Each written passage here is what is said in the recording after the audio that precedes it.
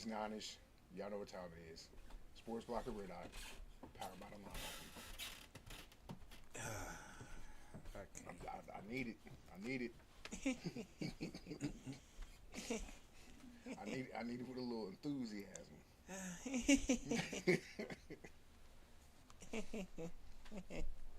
So your boys won some and they lost some. They won the game, but they lost an extremely vital part of the offense. Sky Moore was placed on the IR, so he will be gone for at least the rest of the year. Define lost. He will not be with the team, or at least on the field with the team. Yeah, that don't sound like lost to me. So you're saying y'all not gonna miss all of Sky Moore's production, number 24's production? Hey man, Andy was about to bench his ass anyway. Hold up, who was getting benched first, him or Tony? Him. Should have been Tony. But it was gonna be Sky Moore. It's gonna be Sky. But Tony, you know what I'm saying, he does too much as far as being elusive and, you know what I'm saying, take a 5-yard pass, turn it into 30 yards. But you got to get him to catch it first. And Sky Moore does neither. Yeah, exactly. Like, well, he'll catch it. No, not. But it's not. If it don't mean nothing, it's not gonna be a long play. It's not gonna be downfield. He's not gonna get no yak. He's gonna get 7 yards. Gonna jump up in the air screaming. First down.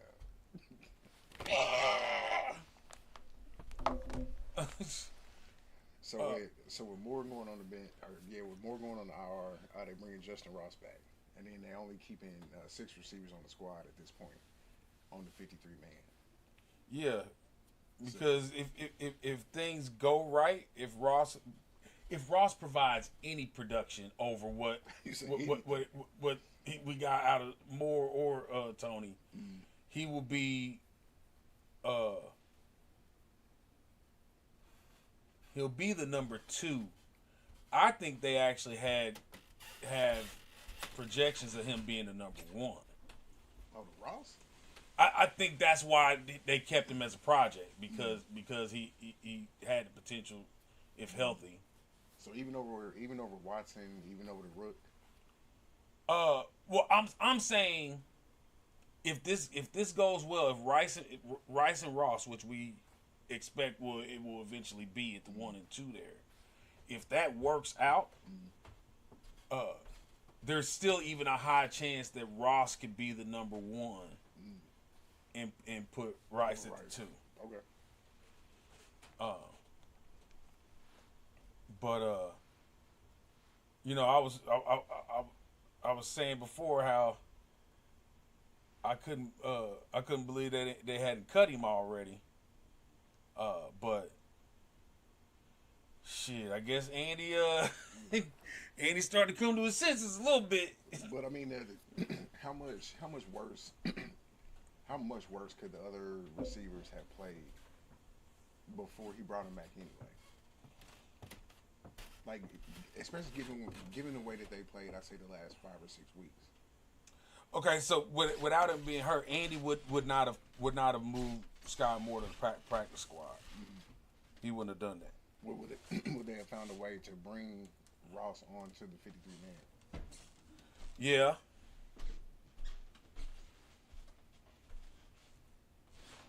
Yeah. Because I think that would have said more than anything. But he wouldn't have sent Sky Moore to the practice squad. Mm-hmm. That's not his optics. You know what I mean? He knows that's an automatic demotion. He can't, even if he demotes somebody within the office, he can't say that. Mm-hmm. You know what I mean? Well, let me ask you this: do you think that Sky Moore is actually hurt? Mm-mm. You don't think so? So then this is probably just a demotion. Oh, that's how you get around both. This was gonna happen. Ow. Yeah, this was happening.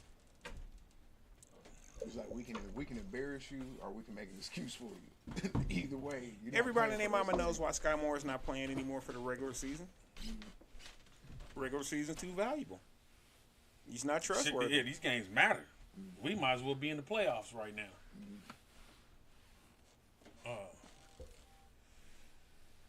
But yeah, if he's injured, then obviously you don't wish that upon anybody. But I think it's an opportunity for Andy to come to his senses. It was going to be Sky Moore because he wasn't going to bench Tony. He wasn't going to bench Tony. Point blank. He wasn't going to do that. And why is that? Because I've asked y'all before. I told you a couple weeks ago. Why is this nigga bulletproof? Tony's not He's not necessarily bulletproof. He is bulletproof. bulletproof at this It's point. just that. But out of all the sorry little niggas, he's the king of the of that pack. Well, and Andy That'll is say y'all could do better. Nah, That Andy nigga's is bulletproof. Andy's prideful. Andy's ego won't allow him to admit that he's made a mistake this season by going into this year with these wide receivers. But we can see it though. He can see it. Hell, he knows it. But just because you see something and know something, don't mean that your ego is going to allow you to admit that you fucked up. Hey, hold on. Consider this. And plus, that nigga just got a soul a few years back. Hey, consider this. Maybe Andy knew this was gonna how it was gonna play out, and decided to hold off on starting Rice and Ross. Because he knew if push come to shove, he could do that later on in the season. Nah. So you saying that he would risk a prime year of Mahomes for that? Because Mahomes this is his prime right now, and you playing around. He playing in his face. Like seriously, He's playing in his face for real. Like the boys on the bench, like pissed off throwing. They really did think. Now, okay, in the Chiefs' defense, they did not foresee the motherfuckers having like 60 drops. At this point. They probably didn't expect that. You know what I'm saying? At this point in the season, they also probably didn't foresee, even though they should have, taken into extreme consideration, the Kadarius Toney injury first day of training camp. Yep. Which has led to treating him with kid gloves up until like week 7 or 8. Which means that this guy who's already a kind of suspect wide receiver, he's a great H-back, great running back, great slot back. He's a kind of suspect wide receiver. Very good return man. Oh, tremendous return man. Kind of suspect wide receiver. So, he doesn't have that, that month of camp, those preseason games. He doesn't have that, that those practices at the beginning of the year that are probably a little more intense than towards the later parts of the year. So he doesn't have that. So you can see that the chemistry between him and Mahomes, I won't say it's non-existent, but it's difficult to find. Because it ain't as tuned in as it right is. Now, Sky like Moore, Justin Watson. I'll give Sky Moore this credit. He may not catch it, but he's where he's supposed to be almost every time. You feel what I'm saying? The ball is going to hit him. He's going to be where, he's going to be where he's going to run that route the right way. He's going to run that route, but he may not catch it. The ball going to hit him. But if he don't catch it, did he run it the right way? Yeah. In the head or in the hand. Yeah. Yeah, you can't deny a motherfucker running the route just because he didn't catch it. Hey, you ran that route clean as hell, but it means nothing because you didn't catch it. But it did not prepare him to catch the ball. I don't know, but also to reiterate something I said a while ago, next year is the year that you really have to look at Sky Moore. Not this year. This is this man's second year in the league, coming from non-Power 5. You know what I'm saying? And barely Division I football. It was Western Michigan. Like Western Michigan, or something like that. And I feel like he transferred to Western Michigan for his senior year. I feel like he's like North Dakota State or something like that beforehand. And I'm not sure. I ain't looked nothing up. That just sounds right from the draft night. And then the other reason why Andy won't admit, this was that Sky Moore was possibly a mistake, is because of the draft position. Sky Moore was essentially a luxury pick, but they could have probably picked better, even at the wide receiver position for what was going on at that time. Andy's so busy always trying to Willy Wonka some shit, create some shit, oh, we got this diamond in the rough. Hey, man, that motherfucker would have been there in the 5th round. He absolutely would have been there in the 5th round. The way he's playing, he may have went undrafted. He might have gone undrafted. Nah, because Sky's quick, and he had decent college hands. So he would have been 5th round. He'd have been somebody's... It's a ton of them cats just that's floating what, around. But that's what I'm saying, though. He would have been 5th round, 6th round. He would have gotten drafted, at least. I'll say that. Hey, man, we could have traded up and gotten Jordan Addison, dog. But did y'all need it? Oh, no, I'm sorry. No, I'm tripping. He's a rookie.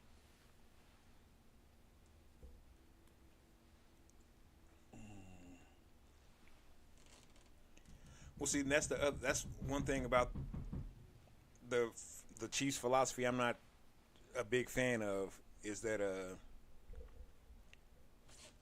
it feels like if it's not a immediate position of need, then they're not drafting the best that they can get at a position. No, I definitely give you that. You know what I'm saying? Like, because you got McCole Hardman, and then like the 3 wide receivers picked that to do were like they damn near all time. I understand why they took McCole Hardman instead of those dudes, because they were looking for an exact or as close to a possible Tyreek replacement as possible. Right. And of the draft cats that year, that was McCole Hardman. But physically and speed wise. But they did not really. They didn't really look into whether or not that assessment was accurate. Like, I mean, that he was going to be the they didn't have the time. best type.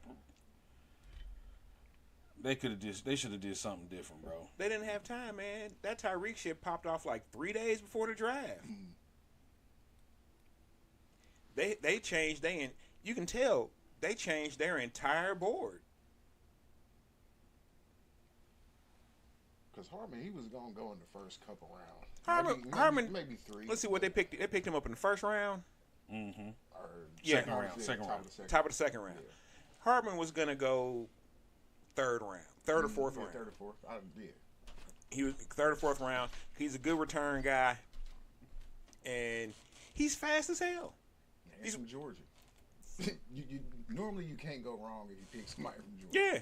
So, he's one of the few cats in the league that can keep up with Tyreek Hill. Mm-hmm. And so the Chiefs weren't looking at, well, maybe we could do something a little different. Maybe we could, expand how we run the offense.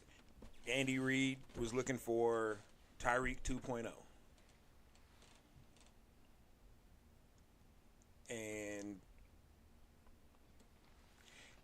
And really, when they drafted McCole Hardman, they did get Tyreek 2.0. But they got Tyreek the rookie year 2.0. Not Tyreek that, that they've been, working the system with for 5 years by that time. They got the same cat they got when they drafted Tyreek as a rookie. Yeah, seconds. Didn't Tyreek make the return man? Tyreek he started off as a return guy, and then they threw him in for some gadget plays, and then Alex Smith's last year, they kind of turned him loose a little bit, or started, because Alex Smith was like, "Fuck it, I'm gonna just chuck this bitch down the field," and there's Tyreek can actually get off the line, and he can catch the ball. Can't nobody keep up with him. So and you can't keep up with him. So they knew that the next year when they, when Alex Smith was no longer a quarterback and Patrick Mahomes, who can actually throw the length of the field, was going to be, they knew that was going to be ridiculous. Man, we should have traded up for Christian Watson. That's what we should have did instead of Sky Moore. Or Romeo Dobbs was out there at 132.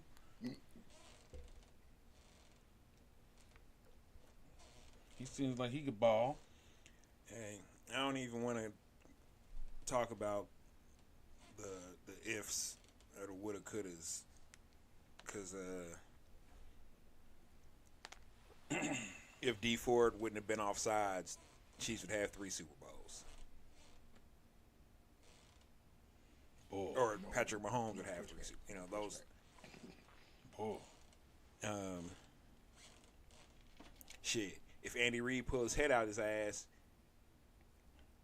the Chiefs would have at least been in every Super Bowl since Patrick Mahomes started. What could y'all have done differently in the Bucks or against the Bucks? I didn't say they were going to win it, but I said saying they would have been in every Super Bowl since Patrick Mahomes has been the starter. Okay. That Super Bowl against the Bucks, unless Jonathan Ogden and Mr. Pace were going, slide in to do some shit, that wasn't nothing the Chiefs could do to win that game.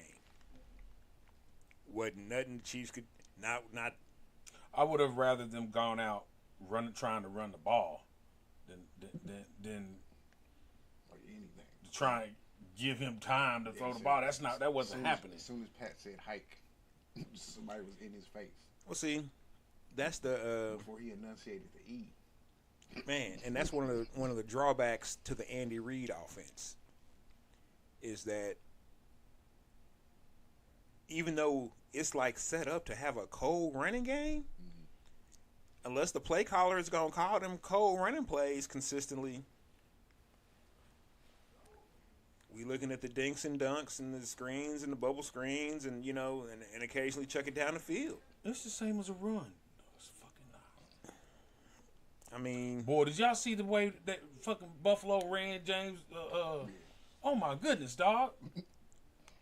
Brought a tear to my eye. Brought a tear. They've got to bring back workhorse running backs. It's not gonna happen. They never left. They just don't utilize they've got to them. be put to the forefront again.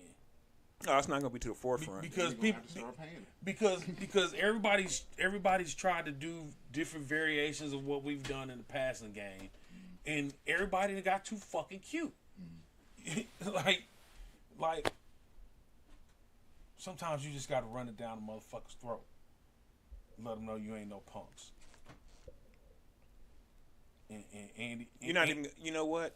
The pushback I got on that. You're not even gonna have them cats playing football no more. And if they are playing football, they ain't gonna be playing running back because running backs don't get paid at all. Matter of fact, running back really is about to be a position that might damn near be eliminated.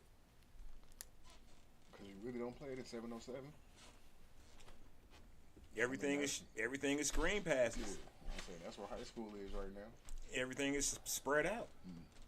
Now, the team, whether it's high school, college, or NFL, that does decide to line up in the I formation and give it to you raw, they're going to have an advantage for about 4 years. Yeah. Because motherfuckers going to be like, oh, shit, we can't stop this. We don't have a defense set up for this. The defense is set up to stop a run, but not that old school I formation, offset I, pro form, consistent. We about to hit this A gap, this B gap, this C. Oh, nigga, you about to put catch somebody this on work. their motherfucking ass. And we got a fullback. Yeah. A legitimate 5'10", 262 pound, runs a 4.6 40, benching 375, 22 time fullback. No, this nigga's not catching nothing. No, this nigga may only run the ball twice all season. He'll get a couple. But he's gonna run into some people. But he is gonna block. And if you see him go in motion, don't follow him. You don't want nothing that's over there. You don't want nothing that's over there, boy. Tell you. You know who the last? You know who? Or get you a Mike Allstott. You ain't gonna get another one of them. I don't know. There's white boys out there that's playing running back. It is. But, Running back is about to become a white boy position. Damn. Clip that.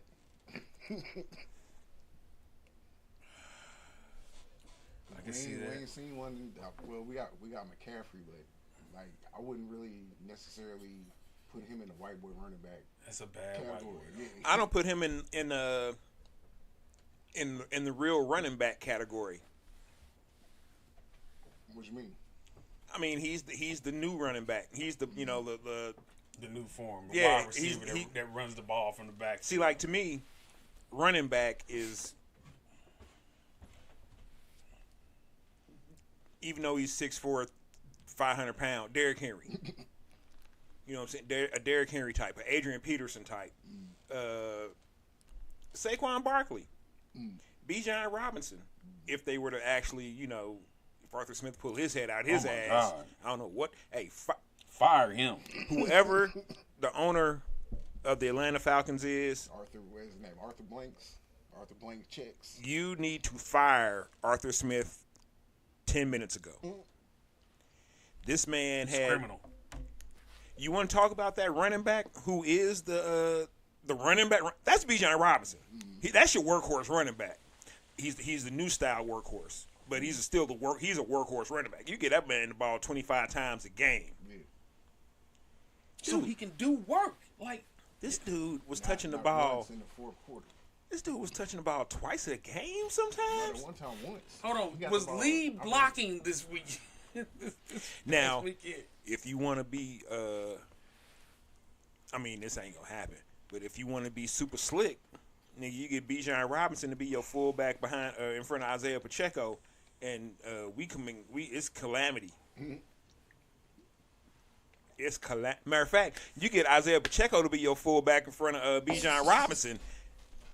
No, Pacheco will hurt some. He'll really go out there and try to hurt somebody. Hey, I want to see what we got in Deneric Prince in the regular season.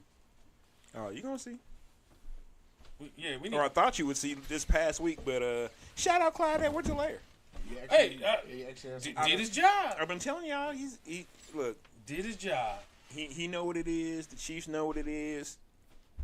Is he doing enough to come back next year? No. He's not coming back. He's not coming back. No matter what he does, No, in he's the not. last few games with Pacheco out. He's not coming back. He shouldn't come back. And for the same reason why everybody kept saying Eric Bieniemy shouldn't come back, because he's just got you know what I'm saying, you've done what you can do here. Yeah. You're not gonna do any more here. You got 2 rings. 2 rings? He only got one. No, you got 1 ring. Yeah. But you've been twice. Yeah. Might fuck around and get 1 this season. If the Chiefs mess around and win the Super Bowl this year, Somebody will pay him. somebody's gonna pay Clyde Edwards decently. Clyde Edwards-Helaire decently. He's coming from a successful program. But no, I need to see Deneric Prince, and to do it,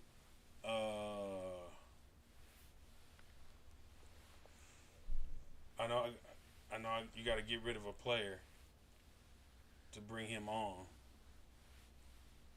Who do you get rid of? I mean, I get rid of Kadarius Toney, but You know that's not happening. I know. Is there somebody on defense that we could? I'm not touching nobody. Defense has earned their right to stay put. Most definitely. Okay. If anybody's getting moved, it's one of them wide receivers. But right now, you only got 6 of them. I don't give a rat's ass. You gotta run We'll with have this. 5 of them. Is Kennard on the practice squad or is he on the active roster? Yeah, There's got to be a fifth string lineman we could We'd have have a 5. seat. We'd have 5 of them. And you know why I have no problem having 5 of them? Because I got Kelsey, I got Bell, and I got Gray. And I got Watson, who might as well be a tight end. Yeah, Rice, Ross, and Watson are going to be your starting wide receivers going into the playoffs, and I'm okay with that. That's the best configuration. Ross got a lot to prove to me. I mean, remember how subjective okay it is in this scenario. No, I'm just saying Ross got a lot to prove to me. Because a lot of, everybody been saying his name all year long. Oh, man, Justin Ross. And then only,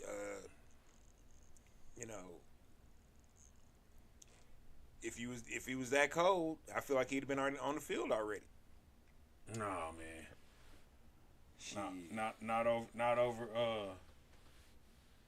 Not over Andy Reid, who knows what's right for this team. Bro, all he could talk about is about how nice of a guy fucking Kadarius Toney was. At this point, let's, all that aside, at this point right now, what wide receiver 4 weeks ago should have been on the squad over Justin Ross? And I don't even know nothing about Justin Ross, but I've heard nothing but, oh, yeah, Justin Ross, he's cold, he's fast, blah, blah, blah, blah. So it was I think 4 weeks ago it was time to put Justin Ross in to prove whatever, he got.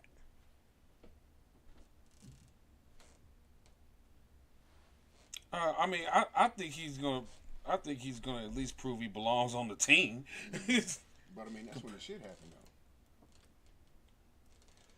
So he couldn't have been. See that. Hey, Jonathan Majors. We didn't have video of what he was out here doing. Shit, only video I saw of Jonathan Majors was him running about 6 New York blocks, trying to get away from O'Grill. And O'Grill was on him, boy. On him. I think she used to play free safety. They need to have her on somebody's track team. Boy, she was in heels too, boy. She was so many coins. But you know what they say about chicks that can run fast in heels, though? They was hookers? Something like that.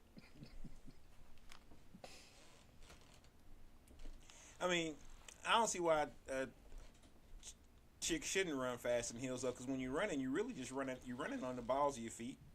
You know what I'm saying? You're not doing that. You know what I'm saying? You just on your toes. So you should be able to, I guess, you know what I'm saying? It makes sense to be able to, it just always wigs me out when I see, a lady in some 5-inch, 6-inch heels just take off. It's like, whoa, she gonna break her ankles. Like, ma'am. Stop that.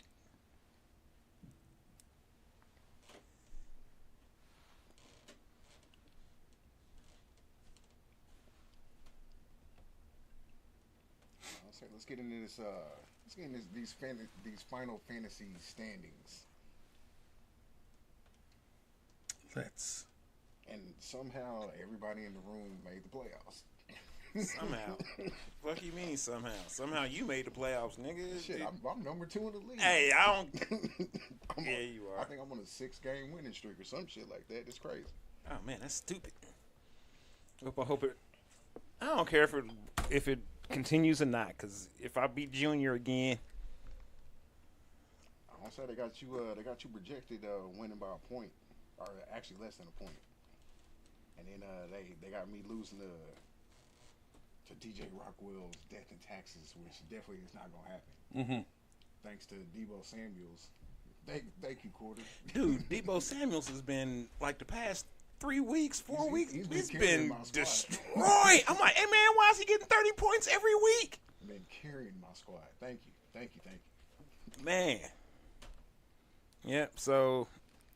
And I'd also like to thank McCall Hartman for coming back to the Chiefs so Quarter can pick him up. I very much appreciate you, Cole. Oh, maybe this is the year the Chief Quarter realizes that the Chiefs just drafting all Chiefs in fantasy don't work. just because it worked for you. And the only reason it was working for him before was because he had Mahomes. But when Smooth came through and snatched Mahomes up, I laughed. And then I snatched Kelsey right before he picked. I started to take Kelsey first round, but I was like, nah, I'm going to take Kelsey second round if he's still here, which I knew he wouldn't be. No, sir, he was not. But I didn't think your ass was going to be the one to take him. Oh, I had to. So now you got the Kelsey Swift combo. Yes, Bundle. My bad. My My auto. My auto Swift.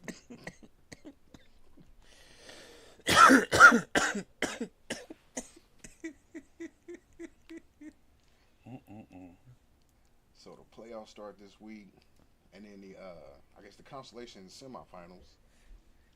We got Smoking KC's Finest going up against the Valley Juice Legends in the first game of that one. Then the Get Rich or Die Tryings against Marcus D's great team in the second one. Nobody really cares about those. Sorry y'all didn't make the playoffs. Sorry. Not sorry.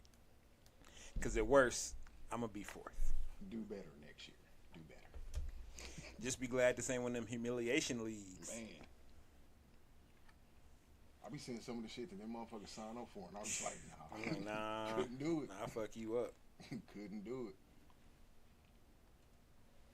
Get a tattoo on your neck of a penis. What? Why would I do that? I don't care how many fantasy football games I lost. Man, that's wild.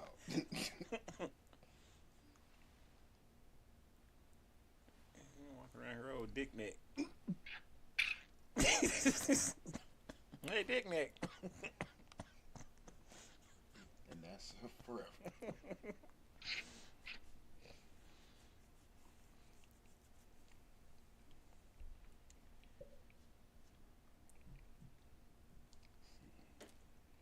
Oh, so far, who's had the more embarrassing loss? Was it Denver losing to Miami when Miami hung the 70 on them? Or was it the Chargers and they lost to the Raiders?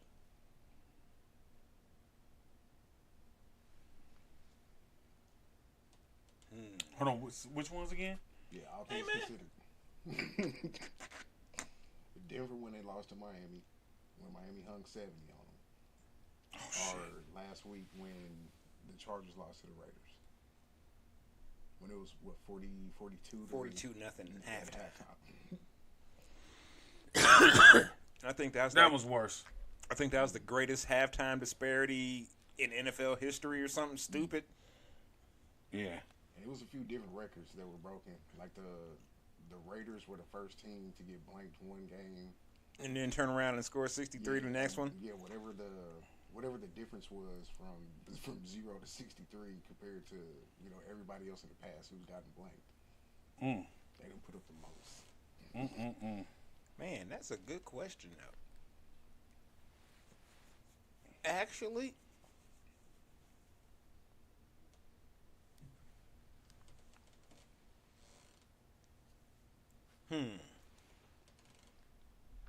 The Raiders were wholly capable of hanging 70 on the Chargers. I'm gonna go with the Miami dropping 70 on the on the Broncos.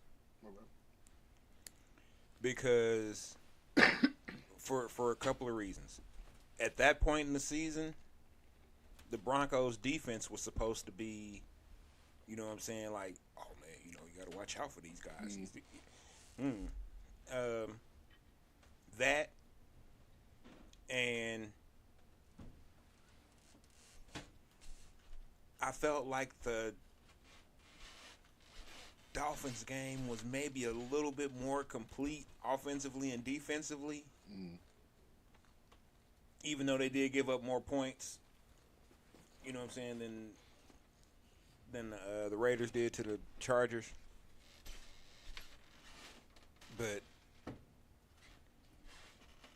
I felt like the Chargers had come into that game and had already given up. That's how they looked to me. On the season or on Staley or both? I think on Staley for sure. Maybe on the season, but definitely on Staley.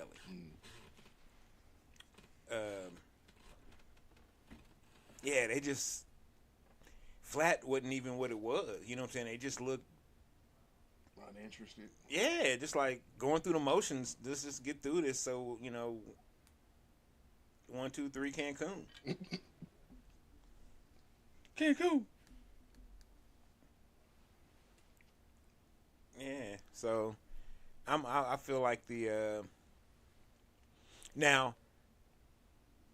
Oh, and also I feel like the Broncos getting a 70 on them because of Sean Payton running his fucking mouth. I felt like that was like karma, kind of poking him in between the third and fourth ribs, like ha ha ha ha ha. Take that. Oh, not the nasty one. It's Mr. Nasty time.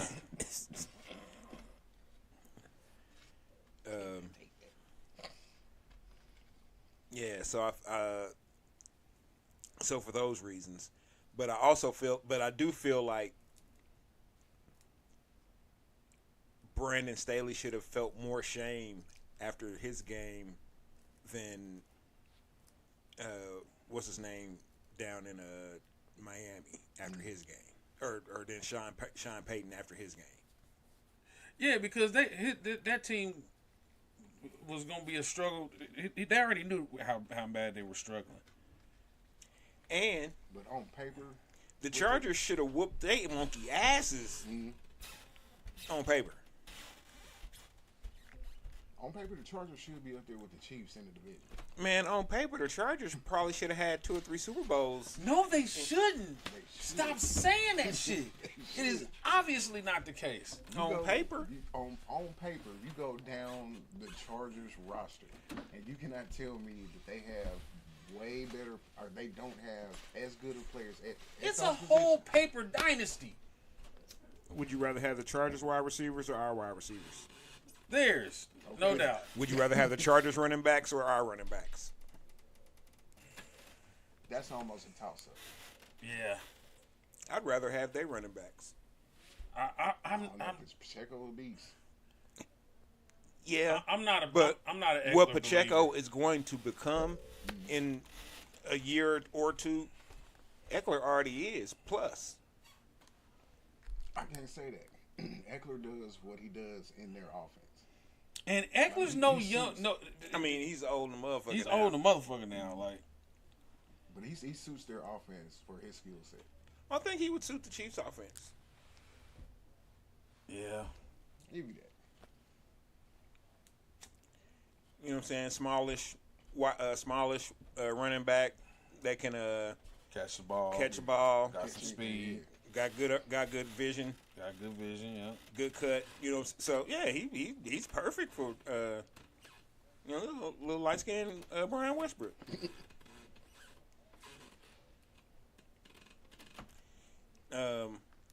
Now defensively, about the only thing I think I'd rather have from the Chargers than us is the defensive ends. Nah, give me their safety. Give me James. I don't know, man. I like our safeties. Man, I'm taking. Hey, Reed is doing work this year. I had to say, he got on my nerves last year because he was always talking shit. But as many things as Derwin James can do, I'm taking him. And as a matter of fact, I'm taking at least one player from the Chargers, like each level on the defense, over everybody on y'all squad, with the exception of Chris Jones. I wouldn't take their linebacking core. You wouldn't take because Khalil Mack. Who else they got over there? I would. Max the best thing in the linebacker because he is playing linebacker there, right? Yeah. So he's the best thing going in the linebacker. I thought they had him playing end. He's kind of hybrid. Because that's why I was saying I would take their defensive ends over ours. I'm talking Khalil Mack and Bosa. Okay. Oh yeah, I'm taking Khalil Mack and Bosa over yeah. Karlaftis and Yeah, I'm taking Khalil back at y'all Bosa. throw out there, Dana. And I love, and y'all know, I love Karlaftis and Dana. I think, you know what I'm saying, I think for what the Chiefs do defensively, they're great fits. I think Omenahu is gonna step up some more. Oh, Menahu is you can see his value the first game he came back. Yeah. The pressure. I think you got one there. The pressure looked different. Mm-hmm. It was Immediate. it was immediate, but it was like deeper, Yeah.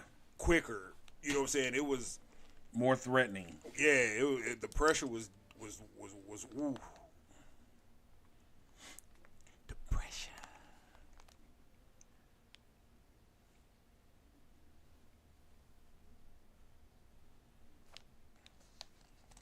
And the game of the week this week, Baltimore versus San Francisco.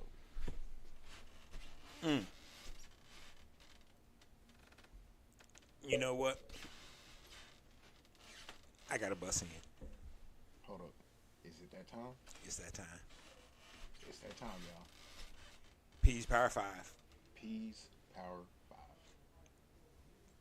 Still ain't brought to you by nobody. But, you know, we can get some negotiations going. Hit your guy up.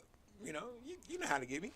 Say Christmas coming up, New Year coming up. You know what I'm saying? I'll let your boy. It's a whole new fiscal year about to pop off. You know, see, I understand fiscal. You know what I'm saying? Let's make something happen. Let's make it happen. It's 24, y'all. It's the year of Scott. Not more.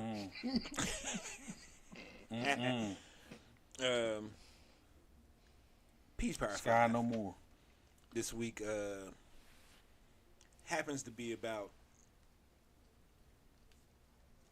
It involves San Francisco, Baltimore.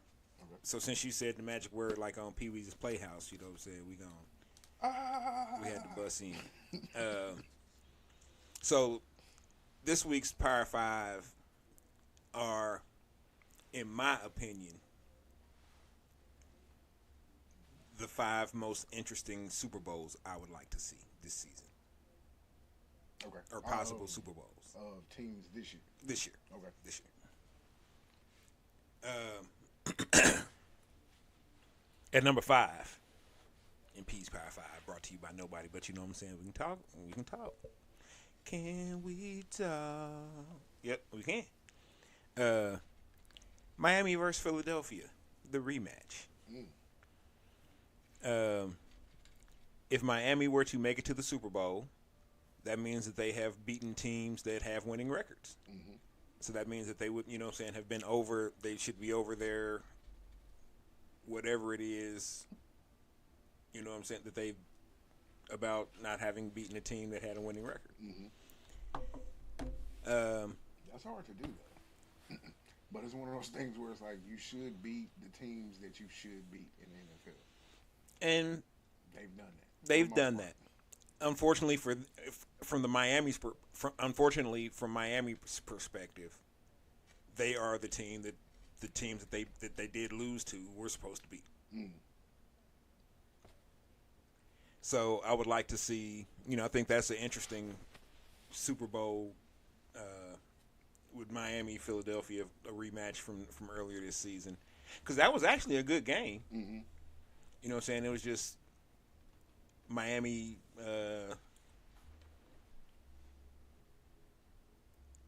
wasn't ready for the fourth quarter, I guess. I don't know.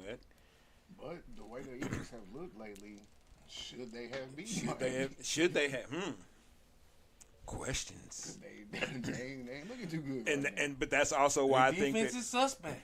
But that's also why I'm saying that's an interesting matchup, because now the tables have kind of turned a little bit. Mm-hmm. Miami's offense has kind of really put it together, or they have an understanding of what they do, or a better understanding of what they do. And Philadelphia's defense is now like,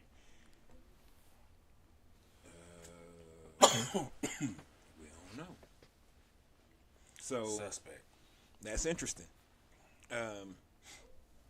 At number 4, I have Philadelphia versus Baltimore. I actually like that one a lot better. That's an intriguing matchup. Yeah. You know what I'm saying? That's a ball running Super Bowl right there. That is a play action extravaganza. It's gonna be a quick Super Bowl. Mm-hmm. Hey, That clock gonna run. Halftime show ain't gonna be ready. They're gonna be like, "Hold on, man. Y'all didn't run no extra commercials during the timeout breaks or nothing. We're not even ready. We just got here." Usher's still up there singing "My Way." But I like the look of Baltimore versus Philadelphia. Yeah. Once again, another all-black quarterback Super Bowl. I like that too. Back to back on them. Not saying it's going to become a constant thing, but hopefully it wouldn't be as a big of a deal made of it as it was last year. Mm-hmm. And hopefully it can start, it's just the norm now. It's just quarterback versus quarterback, not necessarily black quarterback versus black quarterback. But you know how I am. Everything black. Except eyes. Jonathan Majors. At number 3, I have Baltimore versus San Francisco. A rematch of the Beyonce Super Bowl. Where they say that Beyonce turned off the lights. On accident. Purpose. I don't know. Y'all remember that, right? I remember the lights going out. The lights Oh, went out. yeah. The lights went out, and they're like, "Yeah, man, we think Beyonce's people tripped the wrong lights or something, or tripped the power getting ready for a halftime show." Or I was like, I don't know. Maybe y'all's electricity is just janky. Where was that Super Bowl? Was that New Orleans? I think it was New Orleans. Yes, it was. Fuck. Sorry, New Orleans.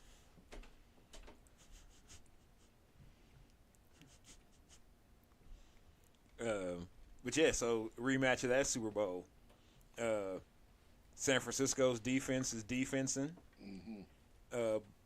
Baltimore's offense is just now starting to kind of. I think they're starting to really put it together now.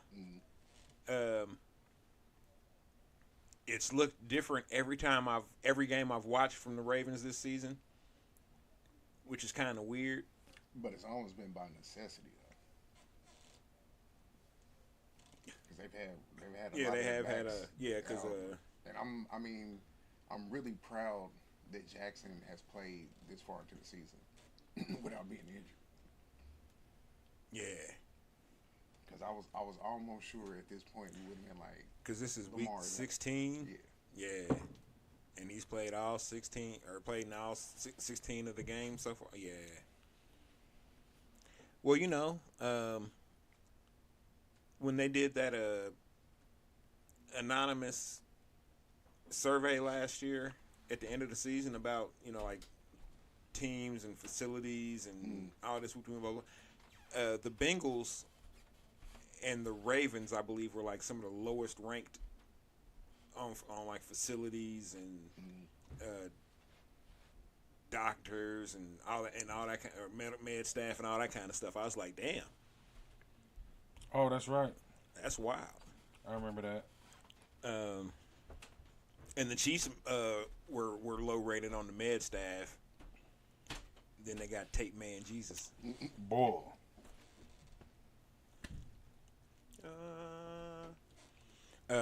At number 2, I have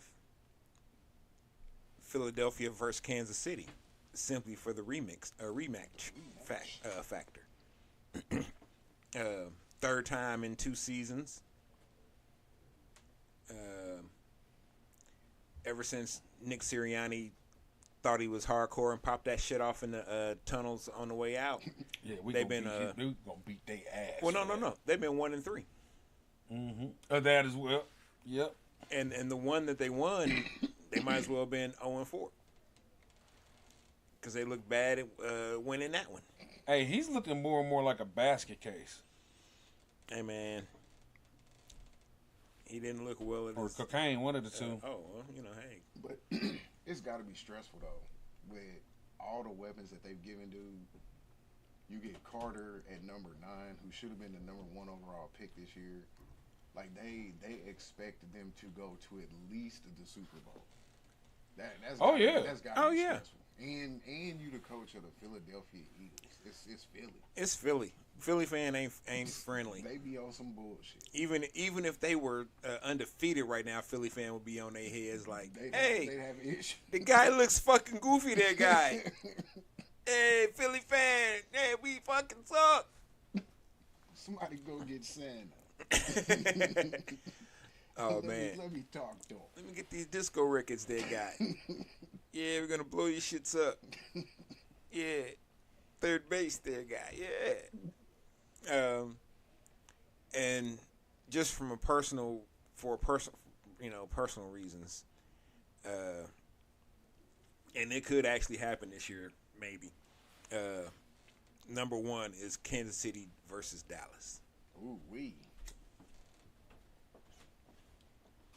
You would take the chances. Hold on. You would take your chances that the NFL would fuck around and give Dallas that championship, and they would be able to talk shit to y'all forever. Oh, fuck. For eternity. Yeah, I take that chance. Nigga, hell no. Yeah. You know why I take that chance? Because why would you take that chance? Because the Chiefs are gonna whoop they ass. I don't give a rat. Hey, where the camera at? Hey, I don't give a fuck. Cowboys ain't got nothing for the Chiefs. Nothing. The way these refs been reffing this year. But see now, the Cowboys have also been victims of the ref the same way the Chiefs have been victims of the ref. So if that's the case, we can take the reffing out of the equation just about. You know what I'm saying? We can, it's gonna be the ultimate wild card because we don't know who's gonna get the last call. And that'd be the most important one. Holding. Defense. I don't know what the fuck. Oh, she said.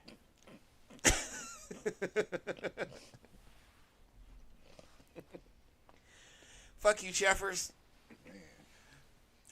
So yeah, that's my 5. Those are the 5 that I would, really. And of the 5, I think that the one that I don't have, the one that I think is most likely is not even listed on here. But it's I think most likely, or what that I think could be is Chiefs Niners.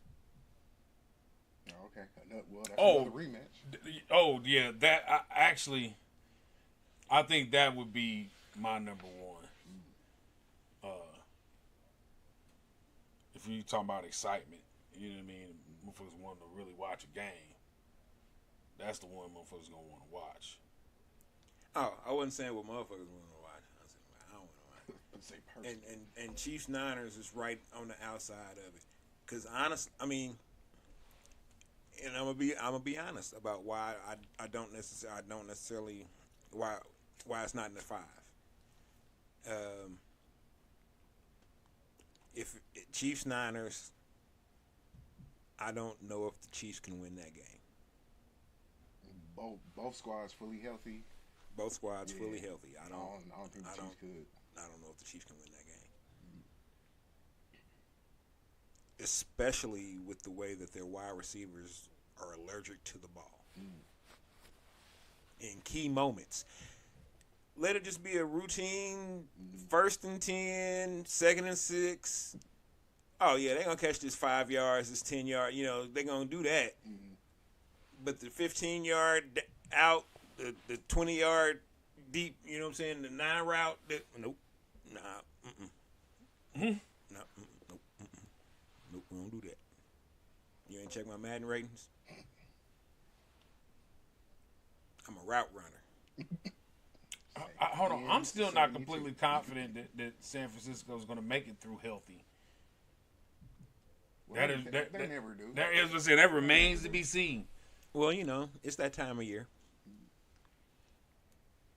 Yeah, because it seems like at some point in every playoff run, they have a major injury to one of their key players.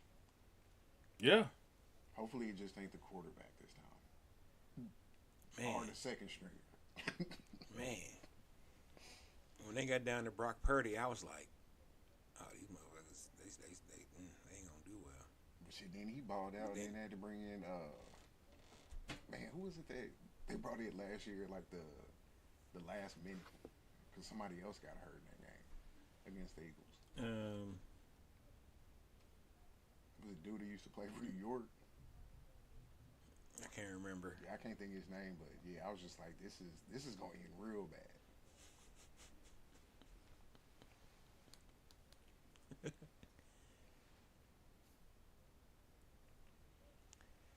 Man, let's talk about something that happened last week, and I think it actually happened like while we was doing the show.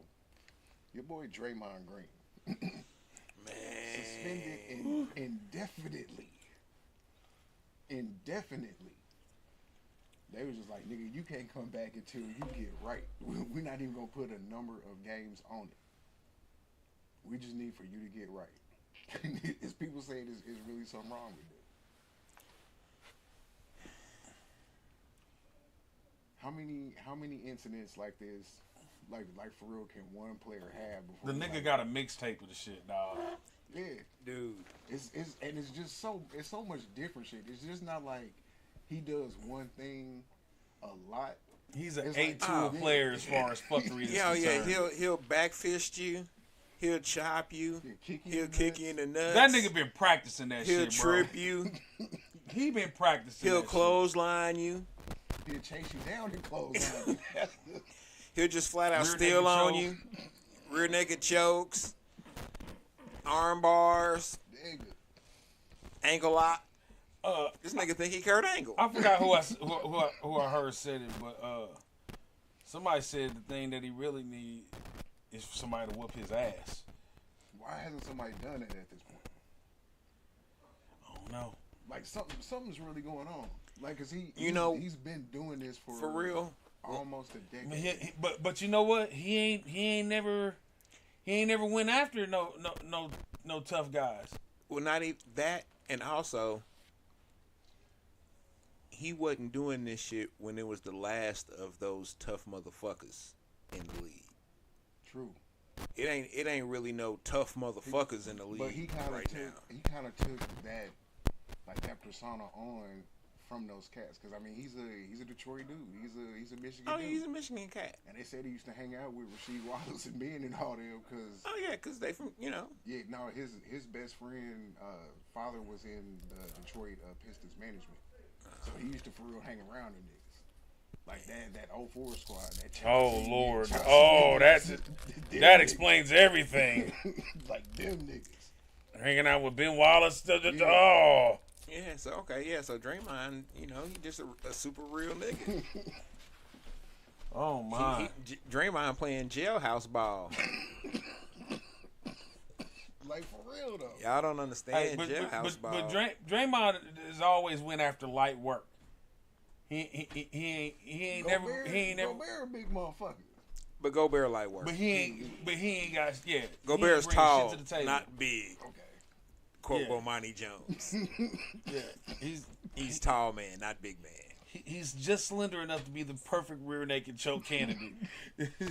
And at the perfect leverage too. He had to lean back. So No, but somebody got to knock him on his ass for him to change up. Ain't no thugs in the league. and can you really be a thug at this point? Apparently, I'm saying they gave John 25 for just having a gun on Instagram Live. no, this nigga. But that wasn't just for having a gun on Instagram Live. That was for trying to fuck the entire brand. The entire brand. Nigga, we about to make you the face of this motherfucker. It was tried. And now you want a pistol play? Come on, dog. So who's the worst as far as just motherfuckers doing goonish shit like that in the league? Currently, Well, I mean, we know Draymond has the title currently, but like all time, because he at this point he has to be. He's definitely top 5. You can probably make a. You can make I don't the know. argument well, top three. he's not in the NBA any longer. But Boogie Cousins of the Taiwan Beer Cats, or what was his name? But Beer Boogie, something. like Boogie was just a bully. Like Draymond be on bullshit. The closest I could think would be Dennis Rodman.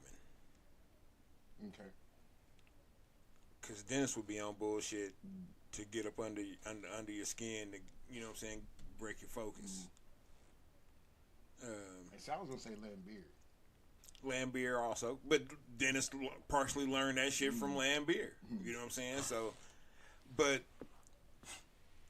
there's a difference though, because back when Rodman and Lambeer were on the Pistons, motherfuckers would just flat out turn around and punch Lambeer in his fucking face. That's what Draymond out here doing. No, but it wasn't no trying to cover it up in the guise of I'm trying to draw fouls with my arms and shit. No, nigga, hey, Lambeer talked that shit. I said fuck you, bitch, and I stole on that motherfucker in his face. Oh my goodness, nigga, we squared up. It wasn't, you know what I'm saying? It wasn't no bullshit, nigga. If we gon' do it, we gon' do it. It wasn't. Draymond out here just. Draymond is the gooch. And if you don't know who the gooch is, then you too young to be looking at this shit. Facts. But Draymond is the motherfucking gooch. Oh, going back to my side note, DeMarcus Cousins is now with the Taiwan Beer Leopards. Not beer cats, nigga. Beer leopards. Beer Leopards. Which makes it even doper in my opinion. Yeah, that's pretty fresh. Yeah, Beer Leopard. If there were such an animal, I would own it. I don't think so. There's not. No, I don't think he would own it. If all they used for sustenance was beer, yeah, we good. It means it's always drunk, probably. Then it's kind of scary. Man. Oh my God, they're gonna have somebody drunk in a leopard get up. In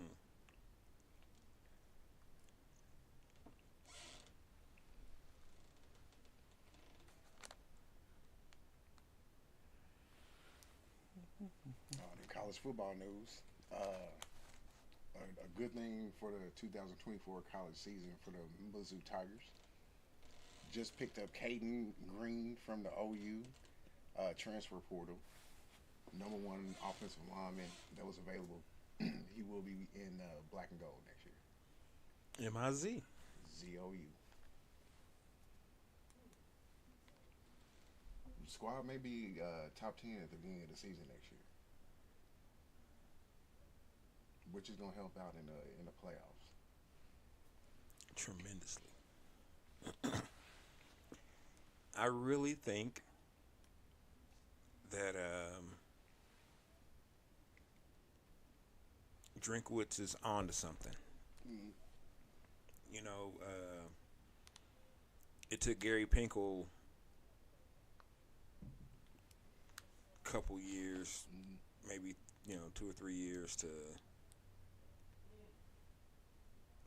get find his niche and or lock in on his thing, and once he did, MU had a nice bowl game streak. Also, you get you a quarterback in the defense, and you in there. Oh yeah, and so far he hasn't left, but I'm gonna salute what's the name, Lance Leipold over at KU, because it was talks of them firing Harbaugh up in Michigan or whatever, or him leaving, and if he left, that they were going to go after Leipold, but he was like, nah, I'm sticking where I am. Mm-hmm. And when he said it, when I heard him during the snippet, I actually believed it. So, He didn't just sound like he was bullshitting? Nah, he didn't sound like, he really sounded genuine when he was saying, why he want, he was like, shit, I like it here. We building something. We own this, it's I was like, yeah, and shit, I want KU football to be as good as it can be. I want it to get nice and healthy. I want it to get fed well. I want it to be fat. I want it to be ready to get fucked up. Because in 2025, coming to get you, is back on and popping. I don't even think they were smart enough to put this at Arrowhead. I think this is gonna be on campuses, which is gonna be, dude. Do you know how ridiculous that's gonna be? Yeah. I want to go. They're gonna need a decent sized police presence. Oh, dude, it's gonna be. Oh man. Yeah, I think I might. I haven't. Dude, I haven't been to an MU game since I went to MU. And that was the freshman year. No, I went to a couple more because they, when they did the Thursday night ESPN game, the blackout game. I think that was like my sophomore or junior year, one of those two. And they just let everybody in free, so that so the stadium would be packed. That was cool.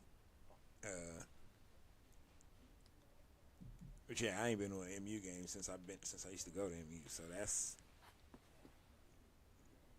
knocking on 25, 30 years now. Yeah, but I think I would go down for that one and actually go to the game. Now I've been to campus, you know what I'm saying? I've been to events, I've done stuff. I've been to basketball games. I've like I said, I've done stuff. I just haven't been to a football game. College football is tiring. That takes a lot of energy, man. Those are bleacher seats, y'all. Those are not, adult seats like we have at the NFL stadiums. Those are bleachers. They bring you one of those pad. One of them sit down pad with the back on. Yeah, very necessary. Yeah, those are bleachers. And the temperature has to be right. Because if it's cold, nigga, the bleachers is cold. Oh, man. Oh. It don't matter how long you done sat down on be sitting on an ice bar. Man. Whew. So, yeah, and if it's hot, sticky. It burned me. Oh, man. Yeah, so college football. And then you got to tailgate. Because that's part of the experience. Well, not just part of the experience, but if you don't, you're going to go bankrupt trying to eat inside over at the stadium because shit, goddamn hot dogs like $12. I thought this was college. Pop is $8. What? Yeah, get the combo for 19. Boy. Huh? They like, but you're saving, Like, dog. nigga, is this the movie theater? Yes. So a hot dog and a drink for 19? And that's a combo? You're welcome. That was a combo. That was a 1-2 to my pockets. And we're going to give you all the ice. You didn't know you could put this much ice in a cup, did you? Man. And it's all the super duper crushed, half melted ice already. Nigga, I hate y'all. Hey, give me half ice. Oh, it's too late. Because the thing only gives out one side of ice. It just full cup of ice. They be like, we know what you want. I'm like, hey, man, it's 41 degrees outside. I don't need no ice. Oh, yes, you do. And you gonna get it all. All this ice. Why? Why do I need all this ice?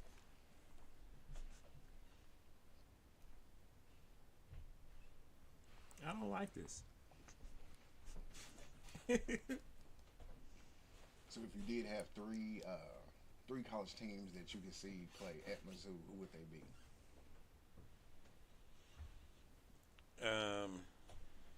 Shit, a couple of them are about to happen. Well, KU for sure. OU, that's about to happen because OU's coming to the SEC. Yeah, I said that's what I want to see. And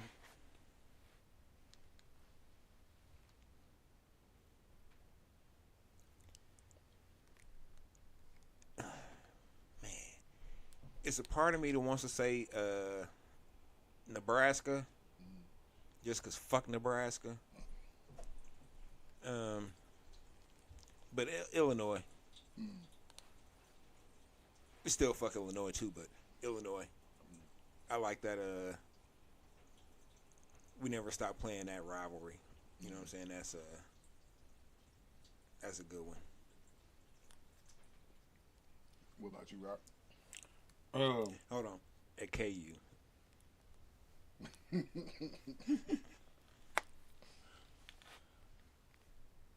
I mean, so they're coming to KU, you said? No. Three squads that you want to see going to KU. And it could be in the works or just Well, Colorado. Okay. Because of Deion. Yep.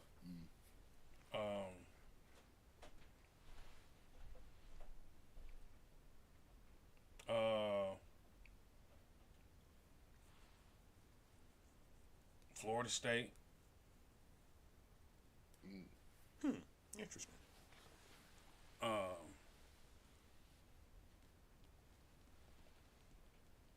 And either fuck it, Georgia. Ooh, you want that work? I mean, the program's at the point now that you really gotta assess where you're at. You know what I mean? We know you ain't there.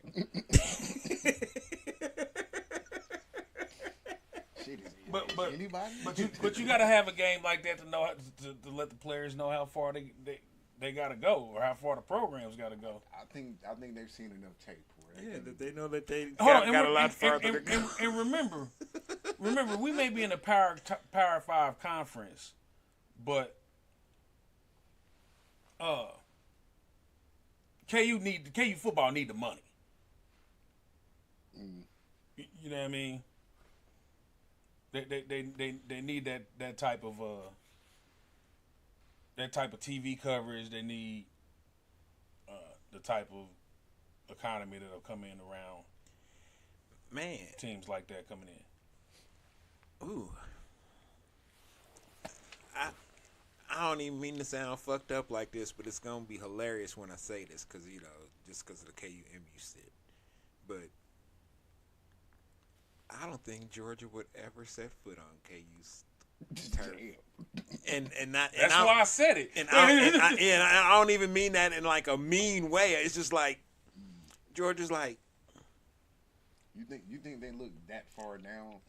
On Georgia would be like, they just don't look that far out. Georgia would be like, y'all can come out. Y'all can come here and play us down to Athens. Y'all can come on down here and take this ass whooping. And don't get me wrong, this ass whooping will travel. It just ain't traveling to Lawrence. Not to Lawrence, Kansas. It travels to Columbia simply because it has to. I really think that if MU was not in the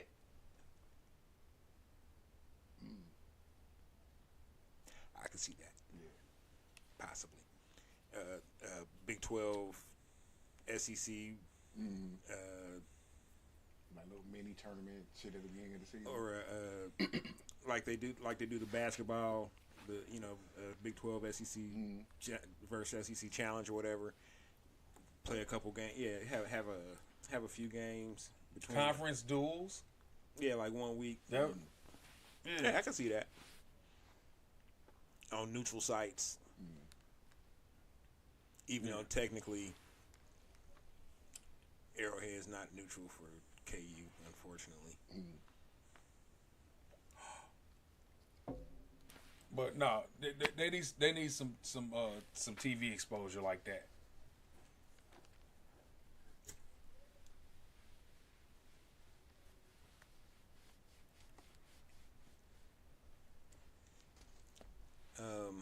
How about you, Jason? Man, I'll say y'all took a couple of mine. For Mizzou, definitely Oklahoma. Like I want to see. I've been waiting. I've been waiting for MU to get good again because I knew that at some point in my lifetime, MU and OU was gonna wind up in the same conference again. And it just so happens to be when MU is on the upswing. It happened. Man, look. I don't know if you remember, but do you remember when MU beat OU back when I was staying over on 33rd Virginia? No. Oh, man. I was acting a fool in the apartment. I just, my roommate had just moved out. I was feeling really good. MU beat OU. Oh, man, I was geeked. I ain't get a kid's homework for like 3 days, like until like Thursday. I watched the game with them 2 times. They're like, Mr. Dawson, why are we watching this game? Hey, you watching history. Little dude, M-I-Z. Z-O-U. That's right. Probably got a couple of kids to go to MU because of that. I don't know. But they at least still, support MU.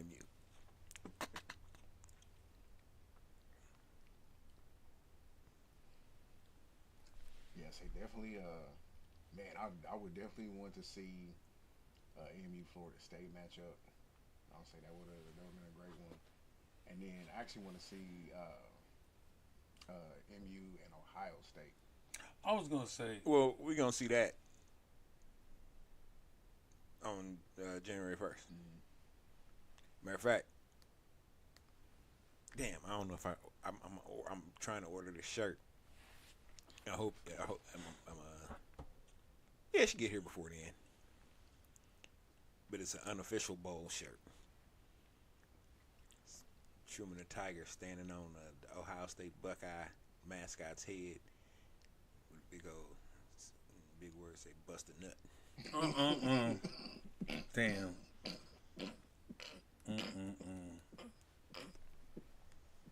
Lord help us. Lord.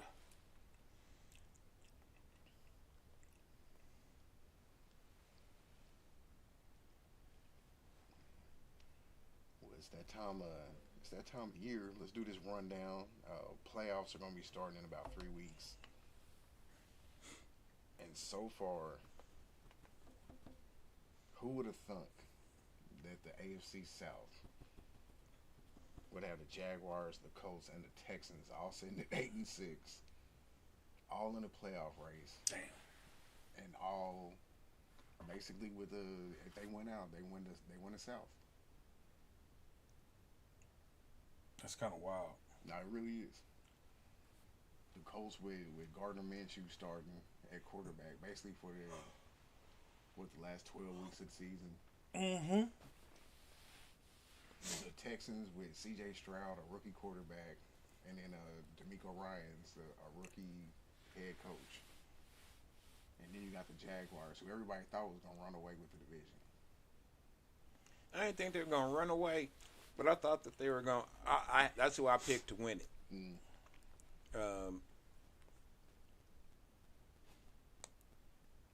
I am really just glad that the Texans are a pain in y'all's ass too.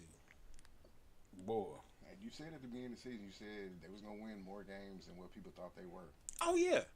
Because I definitely thought they was gonna be like 5-12, 6-11 tops. I really thought that they would be a 7 to 10 win team. I really believe that they could, because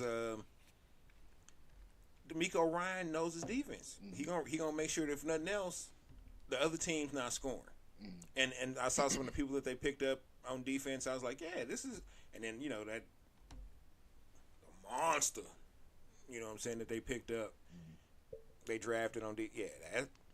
And then C.J. Stroud is a solid quarterback, man. I know he's way more than solid. Like he's surprisingly good, and not just for a rookie. Right. I mean, but I saw good things for him because I felt like he was kind of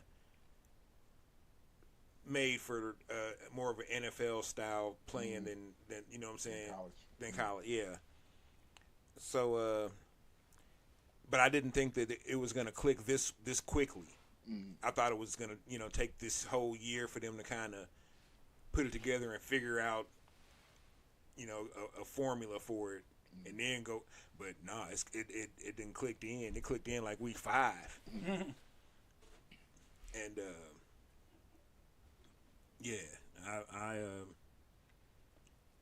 I really think that the Texans I think they're going to make the playoffs this year. I don't think they're going to win the South still. I still think Jacksonville is going to just because Jacksonville, quote unquote, has been there.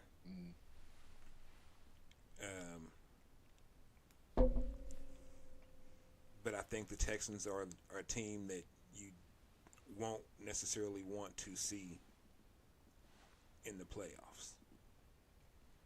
And that's with a healthy Stroud. It's a healthy Stroud.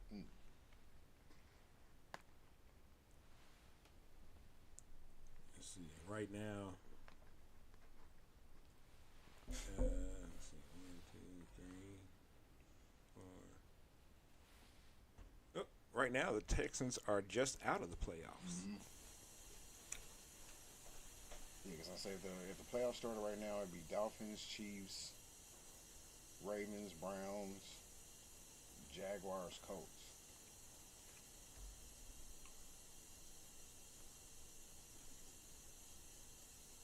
And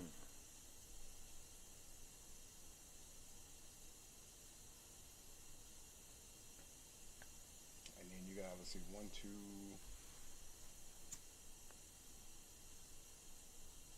Yeah, so then you have Texans. Yeah, because Texans, Colts, Bengals, and the Bills are all sitting at 8-6. So they are basically fighting for that last playoff spot. With Pittsburgh and Denver looming at 7-7, like fuck up if you want to. Now let me ask y'all this: is this the year that Tomlin doesn't have an over 500 record? Because it's getting down to it. Let's see.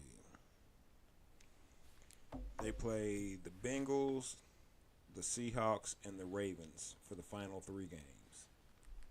And they are 7-7 right now. So they have to win. They have to win. Well, they have to win one and tie one in order to go 500, or essentially 500. So they got to win 2 and lose 1 to not go 500 or to go above 500. And 2 of those, because you said the Ravens are still in. Who else are the Ravens? They play Cincinnati this week. The Bengals. And then they play the Seahawks next week. And then they play the Ravens the week after. So you got at least 2 teams that are fighting to get into the playoffs. You got the Ravens, who are probably at that point Ravens already clinched. Yeah, they've already clinched a playoff spot. Will they be fighting for the number one seed? And if they already have it, would they even play Lamar or most of the starters?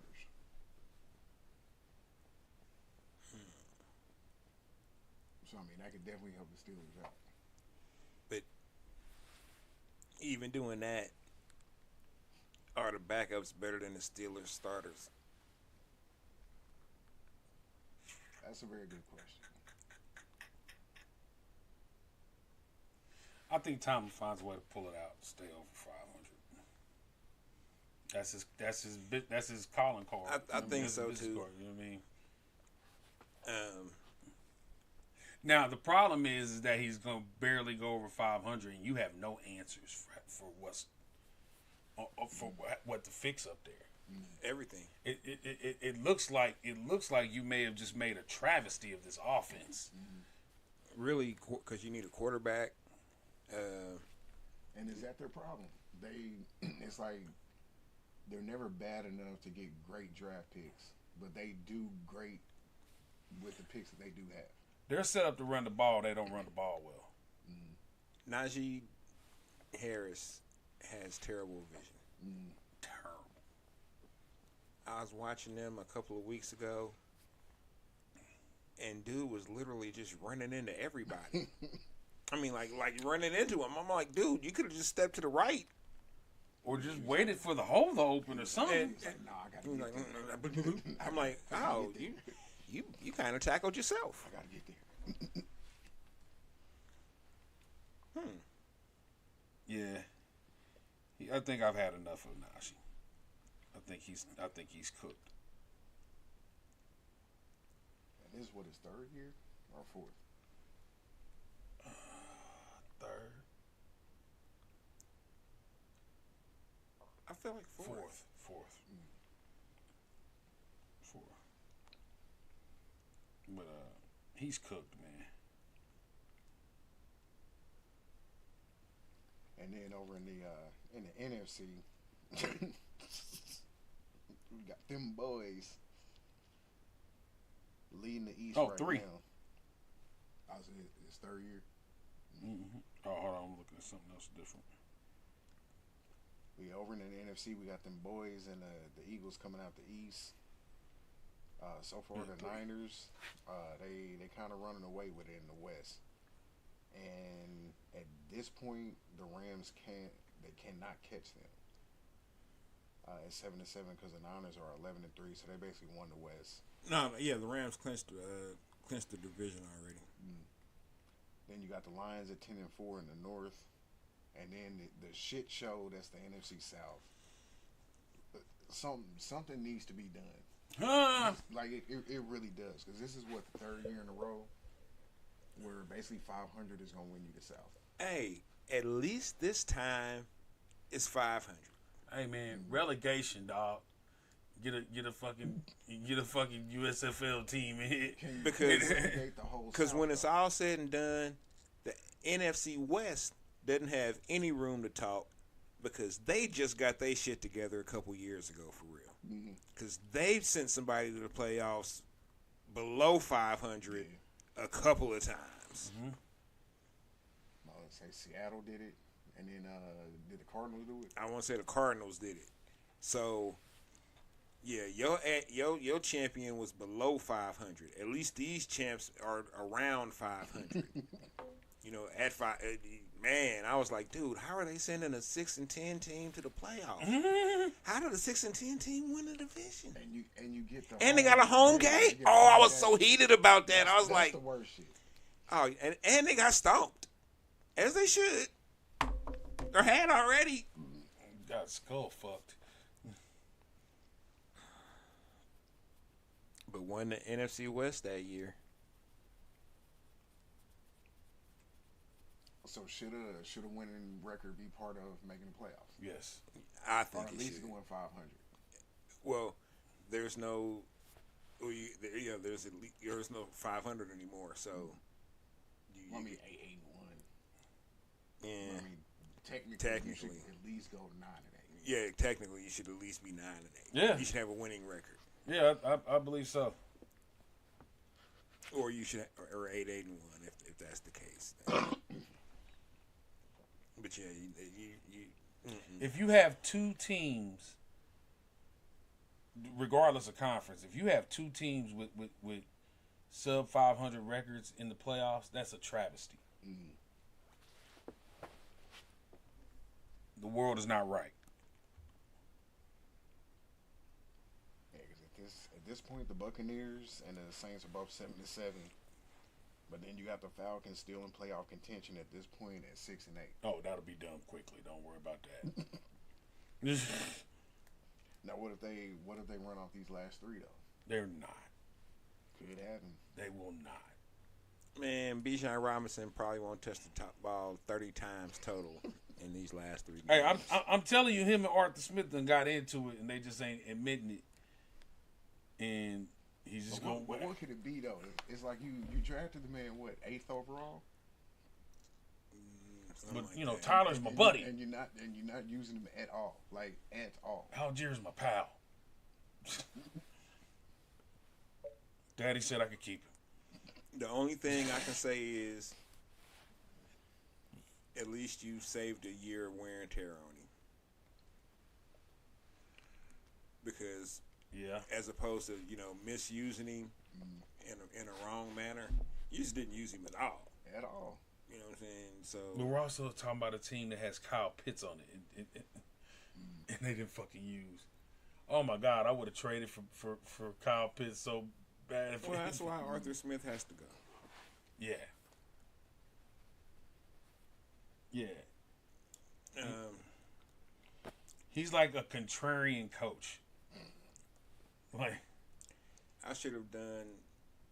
You know what? Never mind. I'm gonna keep that one to myself. That might be next week's Peas Power 5. Peas Power 5 still ain't brought to you by nobody, but holla at your mans.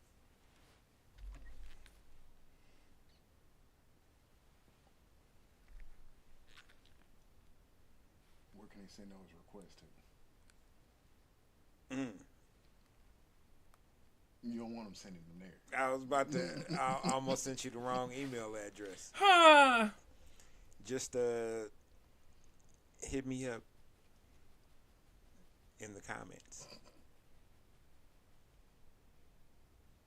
Be like, hey, yeah, or at KCPL on Instagram or Twitter. Is it the same rapid response though? Response do be kind of slow. They real slow, but I only check my Instagram and stuff once every couple days. I don't really be on Instagram. I mean, I kind of be on it, but I don't be on it like putting stuff up and checking messages. I just be like, I don't know, man. Instagram just be so boring to me. I follow a lot of skaters now, so I be watching them jump over like 30 stairs. I be like, yeah, I'm amazed. I've always been amazed at skateboarders, BMX bikers too, because I used to try to call myself riding BMX freestyle. I was fat style.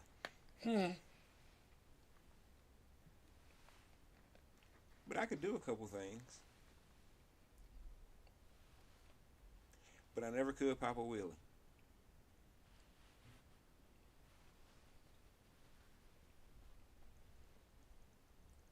My balance ain't right. My center of gravity is a squiggle. It ain't a straight line.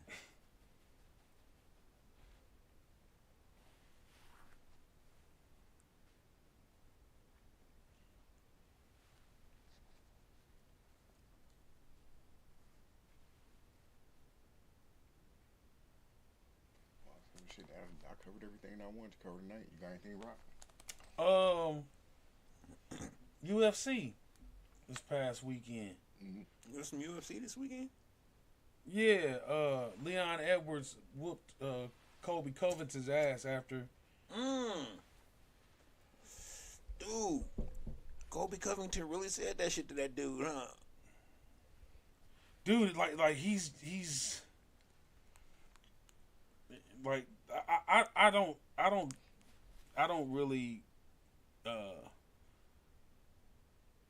condone or abide by calling human beings pieces of shit, but I can make an exception. That dude is He's just trash. Yeah, he's definitely trash. Just trash, man. And then Joe Rogan was on some weird shit talking about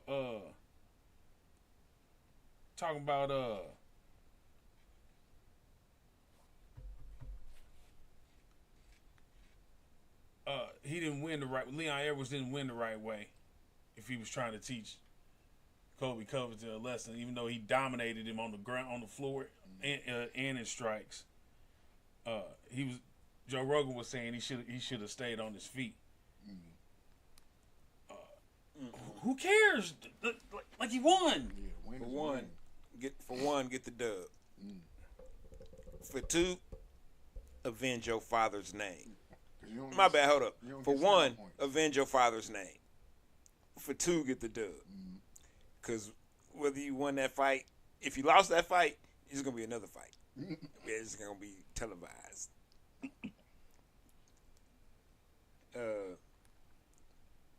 But yeah, get the dub. Now, in the process of getting the dub,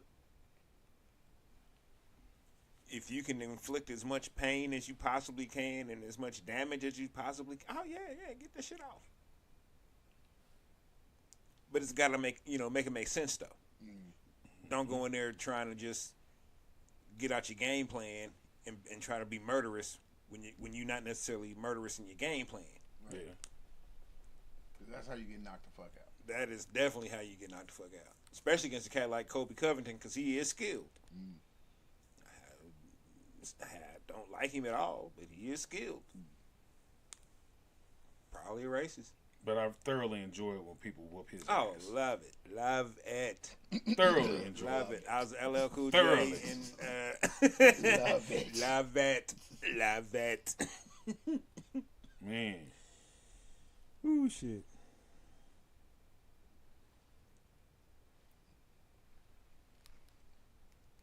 But yeah, no, that's all I got.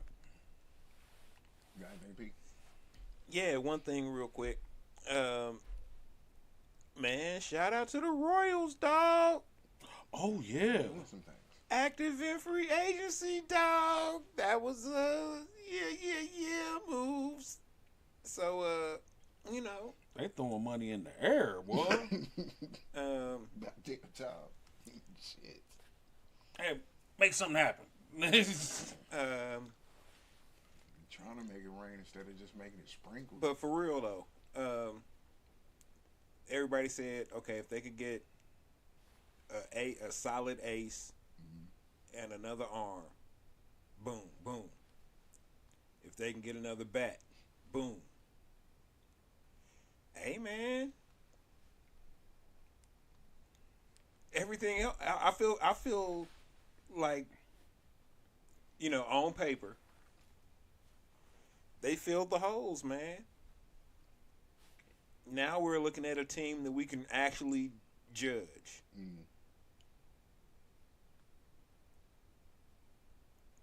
You know what I'm saying? Last year's team, you can judge, but you can only judge segments of it for real. Because, like, the beginning of it was terrible. And then it was like the middle of it was terrible too. But it was like kind of because they started, instead of just doing a full-on transition of players, they were like piecing one person in and wait a couple weeks to piece somebody. So it wound up taking like a whole month and a half, 2 months to get what was the final lineup for the final third of the season. You know what I'm saying? Third or quarter of the season, whatever. So you could judge that, and I'm judging the final group more than any other group. Okay. And I feel like the final group was a solid beginning of some young cats that I didn't personally want to see get stuck in losing habit or the habit of losing. Because once you catch that cold, it's a wrap. Man. And once you have zero excitement about going to the ballpark to go to work, Right. you know what I'm saying? Because you go, no matter what you do, you got a pretty good idea what's about to happen. Yeah, dude. We as quote unquote regular folk understand that wholeheartedly. I feel bad for the baseball players that feel the same way I do going to work. Man, 162 of them shits. Bud. Making bread. Like, shit, this is some bullshit. So, this year, I believe that they're not punching bags out the gate. That would be nice. So, at least on paper, they're not punching. So, So you're saying they're not gonna lose 100? Can we mark you down for that? The 2024 Royals will not lose 100 games. The 2024 Royals should not lose 100 games. But I'm saying they will not. Are you saying they will not? I will. No team should. I will not answer that question at this moment. I will wait until spring training. Listen, in the history of Major League Baseball, no team should ever lose 100 games. No, and no the Royals team did that shit so frequently. Oh man, they are like the 100 loss franchise kings. What is this? Mid-June? Yeah, we done. We cool. Mid-June. That shit's hard to do. They made it that long? Man, I remember. Most of the time it's April. I remember one year the Royals was out of it like the third week of the season. Bro. I said, "Hey man, how are you guys like 14 games back and it's only the third week of the season? Have y'all played 14 games? It's like we had 15. Damn. Did y'all win one? Yes. They won one. The home opener. Everybody was Gave excited. everybody, all right. Shit. The Royals just won 5-4. Hell yeah. Hell Like, yeah. then came back. You know what I'm saying? That's some heart right there. So this is up on the season for exactly 5 minutes. Man, look. So, that's all I got. Shout out to the Royals for Doing something. not just spending the money, but actually spending the money in the places with people. You know what I'm saying? So That we're in demand. well, Michael, Walker's a good pitcher. Mm-hmm. And when I saw his press conference, he was like, "Hey man, I remember what it was like coming here in 2014, 15, 16, 13, 13, 14, 15, during the y'all's playoff run." And he's like, "Hey man, y'all get it." He's like, "I want some of that." And I was like, "Shit, I do too." Michael Walker. Walker. Yeah, shit, let's get it. I don't even know how to spell your name, Cat Daddy. I really think it's W-A. Is it W-A-C-A or W-A-K-A? I don't know.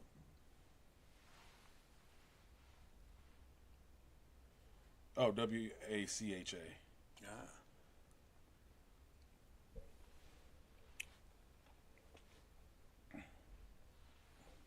Well, I'm going on record to say that the Royals will not lose more than 100 games this season. I'm going to put some money on it. Oh, I will too. After during spring training. Yes. Say do it now and get better bets. Mm-hmm. I don't know. I'm scared now. I mean, yeah, I ain't gonna say it. I said the first time in years we don't have to worry about what Mondesi's gonna be doing. Yeah, he's somebody else's problem.